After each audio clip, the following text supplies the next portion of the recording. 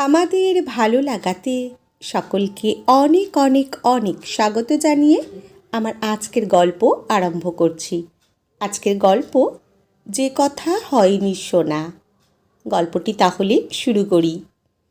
দীর্ঘ 5 বছর বাদে দেশে ফিরল শালিনী। আমেরিকা কাজের জায়গা হিসেবে অতুলনীয়, কিন্তু ওদেশে পাকাপাকি বাসিন্দা হিসেবে থেকে যাওয়া, না না, অতটা যান্ত্রিক সে হতে পারবে না।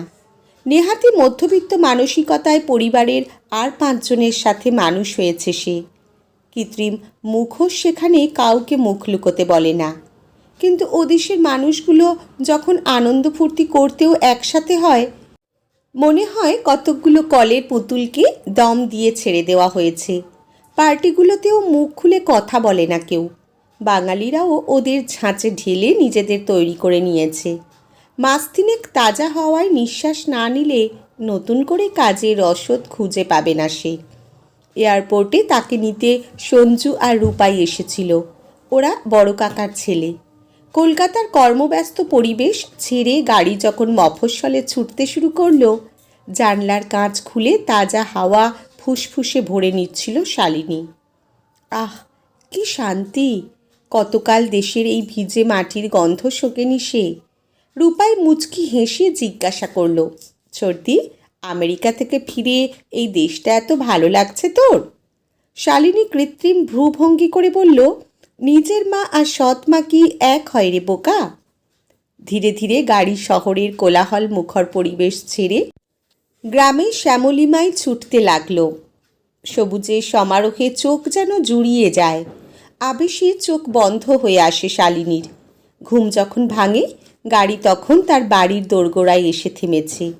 হৃদয়পুর গ্রামে শালিনীদের 51বর্তী পরিবার। এক জ্যাঠা, 2 কাকা, তাদের ছেলেমেয়েরা বাগান ঘেরা একটা 3তলা বাড়িতে থাকে। গ্রামে থাকলে কি হবে, পরিবারটি তার উচ্চশিক্ষিত। কাকা, জ্যাঠা, বাবা সকলেই সুপ্রতিষ্ঠিত। এতদিন এই সংসারের চাবিকাঠি ছিল ঠাম্মার হাতে। গত বছরে তিনি হঠাৎ স্ট্রোকে মারা যান। ঠাম্মার নয়নের মণি ছিল শালিনী। শেষ সময়টুকুতে তার পাশে থাকতে পারল না, এটাই তার একমাত্র দুঃখ।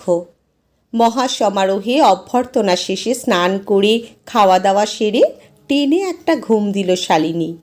বিকেলে ঘুম থেকে উঠে শরীরটা তার বেশ ঝরঝরে হয়ে গেল। বিমানযাত্রার ক্লান্তিও আর নেই।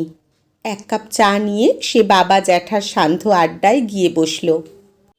2-4টে মামুলি কথা বলার পরে জেঠুমণি বললেন, মামনি, তোমার ঠাম্মা মারা যাওয়ার আগে তার আলমারির চাবি তোমাকে দিতে বলে গেছেন।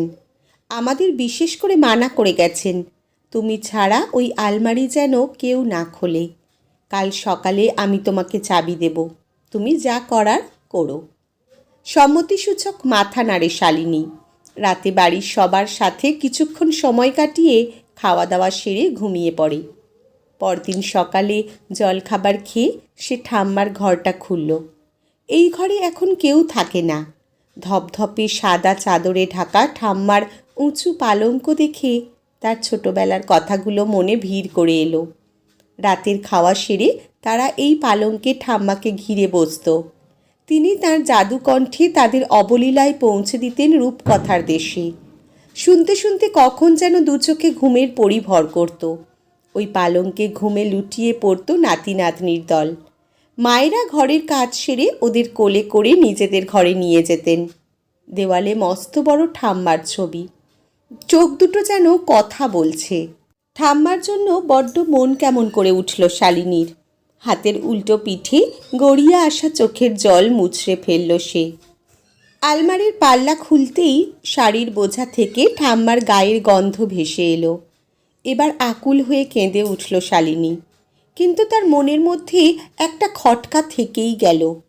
কি এমন গোপনীয় জিনিস আছে এই আলমারির মধ্যে, যা শালিনী ছাড়া আর কারুর জানার অধিকার নেই? জামা কাপড় ছাড়া আর কিছু তো দেখতেও পাচ্ছে না সে। এবার তাহলে জামা কাপড়গুলো নামিয়ে দেখতে হয়। উঠে গিয়ে ভেতর থেকে ঘরের দরজাটা বন্ধ করে দেয় সে। ধীরে ধীরে আলমারির তাক থেকে কাপড়গুলো নামাতে থাকে। কই, গোপনীয় কিছু তো নেই সেখানে। আলমারির একেবারে ওপরের তাকে একটা ছোট্ট পুঁটলি রাখা আছে। পুঁটলিটা নিচে নামিয়ে আবার কাপড়গুলো গুছিয়ে তাকে রাখে শালিনী। পুরো ঘটনাটা রহস্যময় মনে হচ্ছে। কিছুই তো পাওয়া গেল না, পরিশ্রমই সার হলো। দুপুরে খাওয়া দাওয়ার পরে পুঁটলিটা খুলে দেখা যাবে এখন। তখনকার মতো ঘরে তালা দিয়ে নিচে নেমে আসে সে। দুপুরে আবার ওই ঘরে গিয়ে পুঁটলির গিঁট খোলে শালিনী। পুঁটলিটা ভেতরে 2-3 মাসের শিশুর জামা কাপড়, একটা কালো তাবিজ আর ছোট্ট ছোট্ট একজোড়া সোনার বালা রাখা আছে। তবে কি এই পুঁটলির জন্যই এত গোপনীয়তা? কিন্তু গোপন রাখার মতো এমন কিছু তো এখানে দেখা যাচ্ছে না। অন্যমনস্ক হয়ে জামাগুলো নাড়াচাড়া করতে গিয়ে তার ভেতর থেকে একটা পাতলা খাতা আর এক টুকরো কাগজ বেরিয়ে এলো। উত্তেজনায় এবার সোজা হয়ে বসল শালিনী। কাগজের টুকরোটা হলদেটে হয়ে গেছে, বহুদিনের পুরনো বোধ হয়। সেটার ভাঁজ খোলে সে। ভেতরে গোটা গোটা অক্ষরে লেখা, অত্যন্ত অসহায় হয়েই এই চিঠি লিখছি।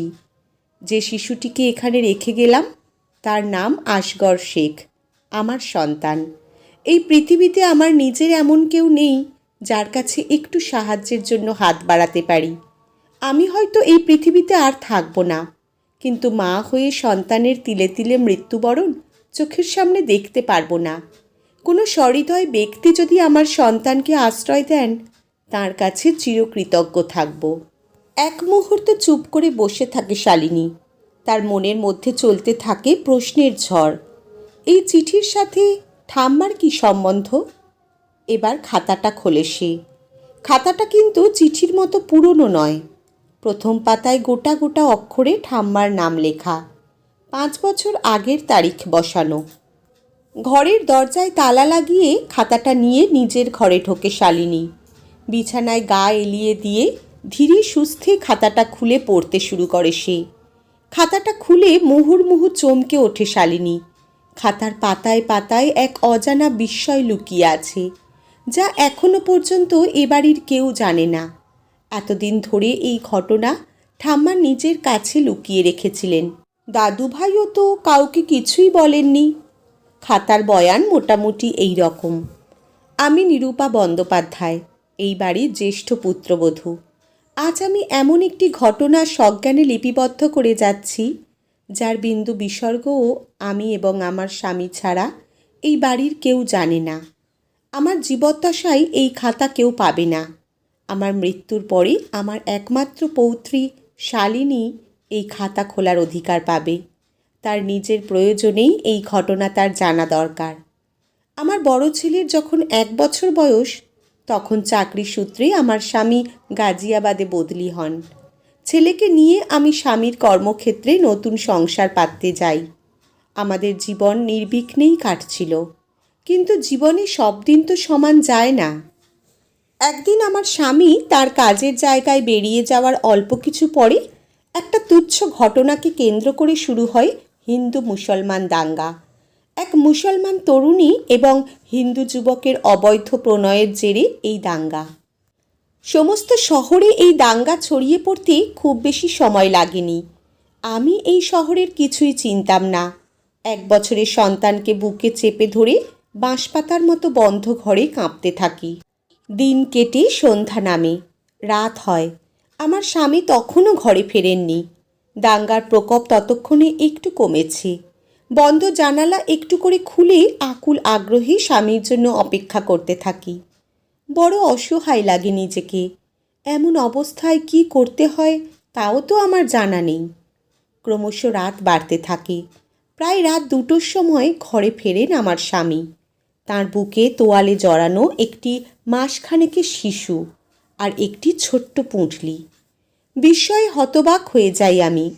স্বামী বলেন, যে মুসলিম মহল্লার মধ্যে দিয়ে তিনি হেঁটে আসেন, সেখানে এই শিশুটিকে তিনি কুড়িয়ে পেয়েছেন। নিঝুম শহরে তখন আশেপাশে জনমানব ছিল না। এই অবস্থায় ওই ছোট্ট শিশুটিকে ওখানে ফেলে আসতে তার প্রাণ চায়নি। পুঁটলি খুলে জানতে পারি ছেলেটি মুসলমান, কিন্তু নিষ্পাপ ওই সুন্দর শিশুর মুখের দিকে তাকিয়ে আমার মায়ের প্রাণ কেঁদে ওঠে। স্বামী পরদিন বাচ্চাটিকে থানায় জমা দিতে চাইলেও আমি রাজি হইনি। সন্তান স্নেহে আমি তাকে বড় করে তুলতে থাকি। শ্বশুরবাড়িতে জানানো হয় আমি আবার সন্তান সম্ভবা এবং শরীরের অবস্থা ভালো না থাকায় বাড়ি ফেরা সম্ভব নয়। এরপরে সুদীর্ঘ 4 বছর আমি বাড়ি ফিরিনি। শিশুটি আমাকেই মা হিসেবে চিনেছে। এই ছেলেটি আমার মধ্যম পুত্র, অর্থাৎ শালিনীর বাবা। প্রমাণস্বরূপ তার ছোটবেলার সব জিনিস আমি এই সাথে রেখে গেলাম। শালিনীর কাছে আমার এইটুকুই অনুরোধ, সংসার জীবনে প্রবেশ করার সময় জীবনসঙ্গীর কাছে এই ঘটনা সে যেন না লুকায়।